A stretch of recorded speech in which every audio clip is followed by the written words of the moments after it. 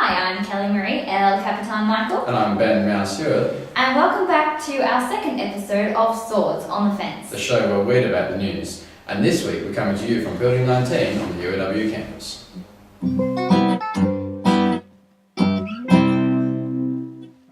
And this week we'll be transporting you to London 2012, the tears, the triumphs, the unidentifiable mascot to bring you all the news of the London 2012 Olympics. And on that note, let's cut straight away into the newsroom to bring you the cutting edge news.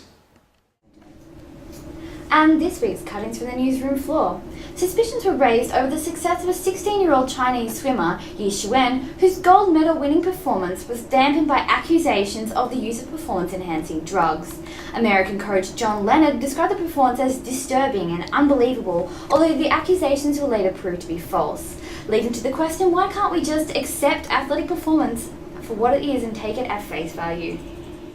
A Commonwealth victory was celebrated in the women's pairs rowing event, with Great Britain, Australia and New Zealand securing first, second and third place respectively, with Great Britain earning its first gold medal for the London 2012 Olympics. This was followed by a member of the British royal family appearing on Australian radio to show its support for the potential future Australia and Commonwealth successes in the London 2012 Olympics. After going on what some described as a drunken rampage around central London, causing the destruction of several glass windows and doors, an Australian member of the men's 8 rowing team was taken into custody by British police in disgrace. Coaches and officials for the Australian Olympic team have urged that players celebrate responsibly and promote safe drinking at the London Olympics. And this week's double-edged sword: Athletes. and expectations.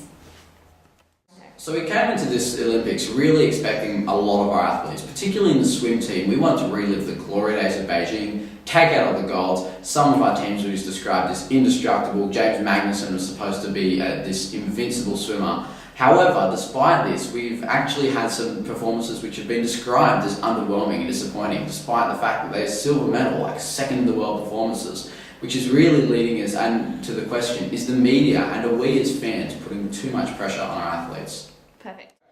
But first, a look on what sort of topics you might be expecting to be debating on this issue. So you might be looking at things like that we expect too much of our athletes, or that we're putting too much pressure on our athletes, or it could even cut straight to the chase and just say the media, like the media specifically is putting too much pressure on our athletes. But the big topic that we're going to be looking at this week is, are we putting too much pressure on our athletes? Okay, so the next thing we're going to be looking at is definitions for this debate. Like, what are the buzzwords? What are the things you've got to be looking at? Most notably, this isn't a should debate, which is Yes. quite uncommon at the moment. Yes, definitely. So you're not going to be looking at a model here, obviously.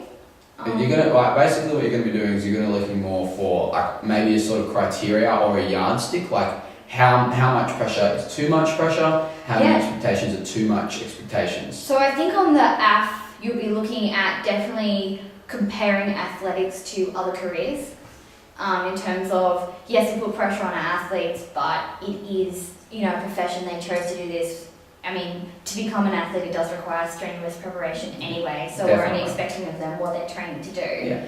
And it's also hammering home, it's not enough on the AF side to just say that there is pressure on athletes. You've got to push over the line to say there is too much pressure on these athletes. Like, this has gone too far where we're asking too much of them, and that's the problem. So be really careful with that one three-letter word in the topic. Too, because you can do a great case saying how much pressure there is on athletes, but the negative can always come back and say, and this is a tip for the negative, yeah, that's pressure, but it's not too much pressure. That's what they chose when they got into the athletics profession. Exactly.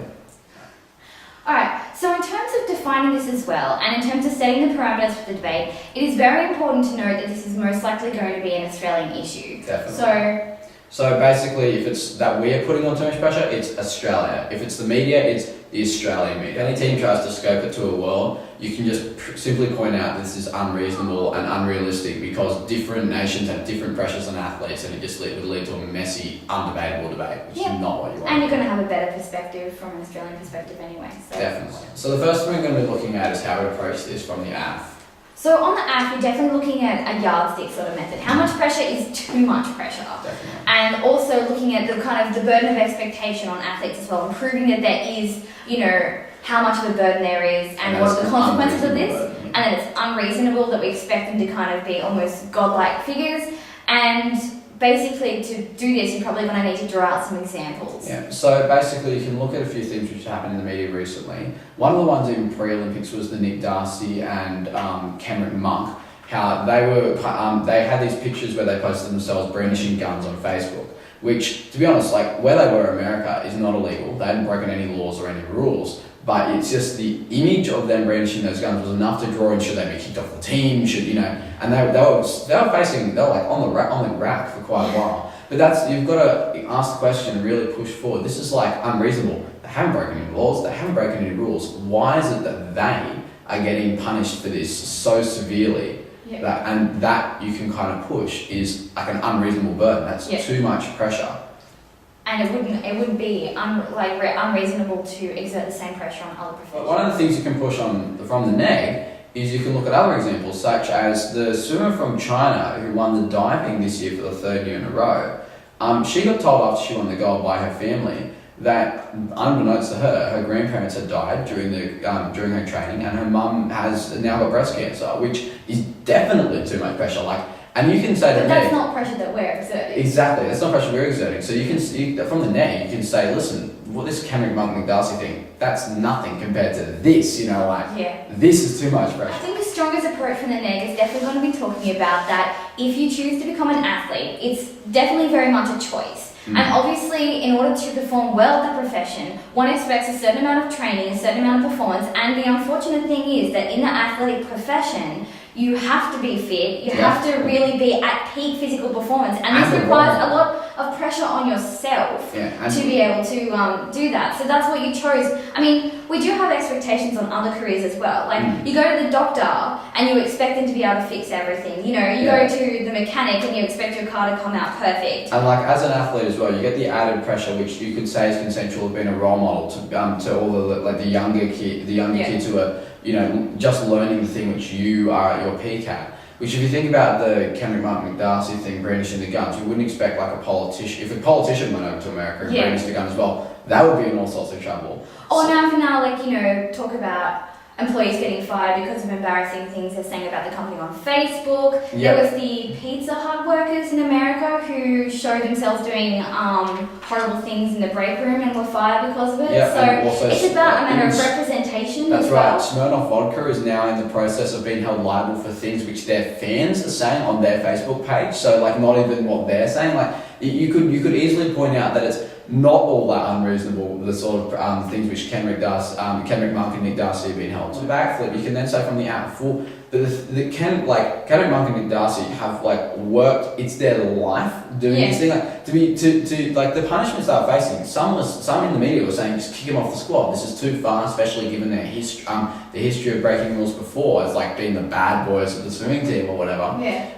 But you could say that it's completely unreasonable and way too much pressure to have the threat of removing everything they've worked for the majority of their life just for this harmless incident. I think the thing about the Olympics in particular as well, if you draw that in, is the fact that people are not only representing themselves as athletes, but they're representing a nation. That's right. And they do have to. It's not unreasonable pressure to expect that they're going to be representing that nation well, because they chose to try out for that squad. Definitely. And they've in a way consented to the responsibility. So that's one of the things you can also debate on, is how much responsibility have they consented to by default of being an athlete, an elite athlete. If you're on the AF, don't get caught into the trap of thinking we've proved that there's pressure, that's enough. That's not enough. The trap is, you've got to prove that not only there is pressure, but that pressure is too much pressure. And don't just say this much pressure is too much pressure.